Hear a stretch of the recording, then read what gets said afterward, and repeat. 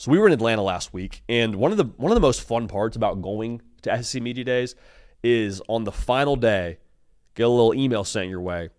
They say, hey, here's your preseason ballot for the SEC. You pick your all-SEC team, you pick your order of finish, you pick your champion, and the results of that poll came out, and I want us to react to those together right now. Okay, before we do that, one, make sure you're subscribed. College football, nothing but college football year-round. We were just in Atlanta for Media Days.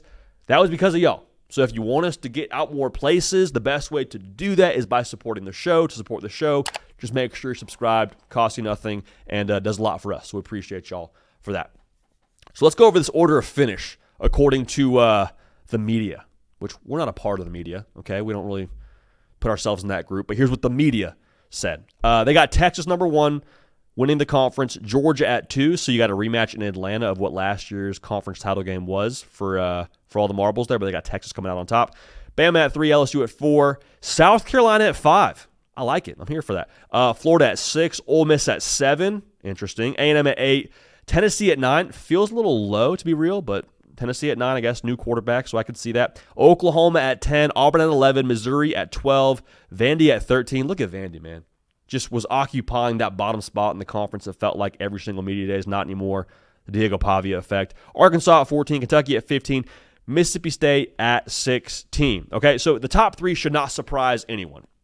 Those are the 3 rosters with the best talent when you look at the recruiting rankings. Those are the best coaches when you look at their resumes. I have no issue with that. Now, I would say, though, when you talk about Texas, Georgia, and Alabama, what do they all 3 have in common? Breaking in a new quarterback. 2 of those 3 staffs specialize in quarterback development when you look at who the head coach is. Kalen DeBoer at Bama, Sark at Texas. I am putting a lot on both those coaches this upcoming season with how their quarterback performs, all right? So there's going to be obviously a lot of responsibility for Ty Simpson if he wins the job or an Arch Manning, but I think just as much as you look at those guys and what they do on Saturdays, you better put a lot of blame, for better or for worse, on those staffs relative to what they get done. Now, Georgia at number 2, I was a little surprised to see them quite as high as 2. I guess I thought that maybe there'd be a little bit more love for Bama or whatever, but Georgia at 2 makes sense. It's still Kirby Smart. I think it's fair to buy the dip with Georgia when people talk about them in a negative way of, well, what's the quarterback? Well, what's the offense because they led the country in drops last year? Well, the defense was kind of un-Georgia-ish. Like, I keep going down all these reasons as to why Georgia was less than impressive last year. They still won the conference. So the top 3 makes tons of sense to me. Now, I want to talk about Florida for a second because they're at number 6. And it's not super hard to see why when you look at the roster. I like Florida. Are we sure we're not being a touch hasty when we look at where they are relative to the rest of the conference? The schedule is so whack, dude. It's just like the schedule sucks. I was today going through some early record prediction work for Florida. I haven't landed on a number yet, but you start going through what they actually have to do. And as good as I think DJ Lagway is, it's a brutal conference, man. And not even that, like I think there's a lot of teams that they're going to play here that have gotten better from what they were a year ago. Like LSU, you beat LSU last year. I think LSU got better. I'll talk about that more in a second.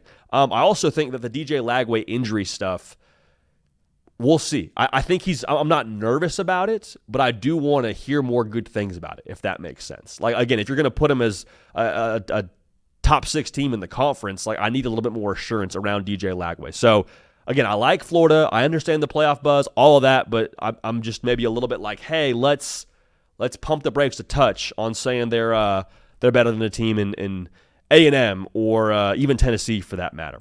Now, I think Oklahoma and A&M, to stick with that thought, I think they are the most misunderstood teams in this conference. And maybe this is me falling for the John Mateer of it all, and if that's the way that it goes, I mean, we die on that hill and that's fine. I'm buying all the stock in John Mateer.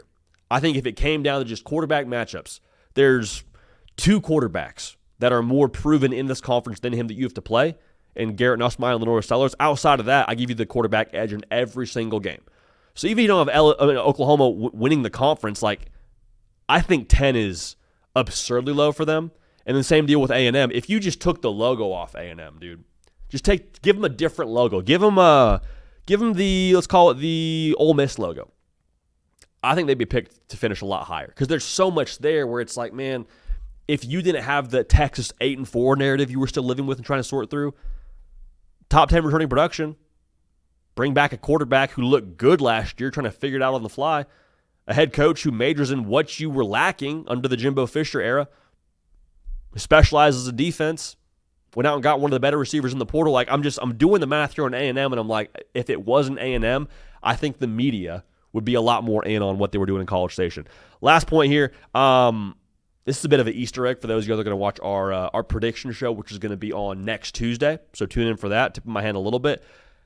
When I filled out my preseason ballot, I had LSU at number 1, winning the conference. Won't tell you who I had them playing in the conference title game, but like I think that with what they have at quarterback, that is getting drastically overlooked in this conference.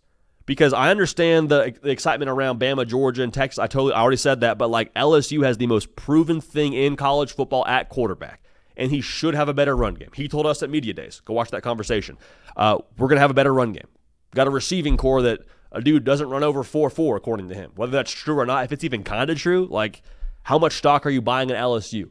I love the way they're built around him as well. Just got a top 2 portal class.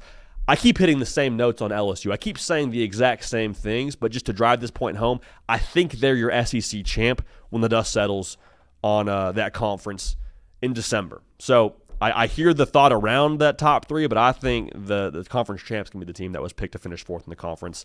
And I can't wait to watch these games actually happen because talking season here, I love it, I appreciate it, but talking season's getting old. Spot the ball, to quote Billy Napier.